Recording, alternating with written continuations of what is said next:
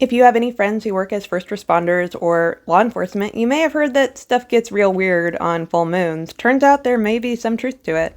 If you go through the literature, you'll find that there's at least some evidence that there might be an increased prevalence of psychiatric disorders on full moons and panic calls from patients already hospitalized increasing, but it will vary.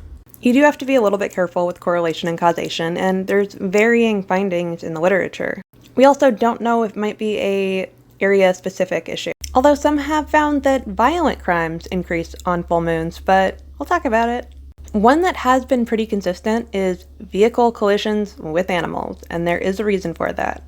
A lot of nocturnal animals do have to worry about being hunted or trying to find food, and for prey animals, they actually decrease activity on full moons. This is not true for predators. They increased their activity because suddenly they're playing hide and seek and the lights were turned on. This can cause animals like deer to get really skittish because suddenly they're visible and they can dart out into the road. I did once get in a car accident with a deer on a full moon. It wasn't good.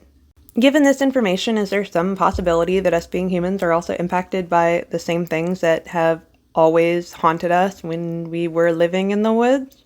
Or mountains or caves or deserts? Humans have lived in a lot of places. Quite possibly. Other kinds of vehicle collisions, I do wonder if it has anything to do with people being distracted by having stuff being a little more visible at night, or if people sleep worse when there's more light. This one is an odd one, and it's been a myth for thousands of years.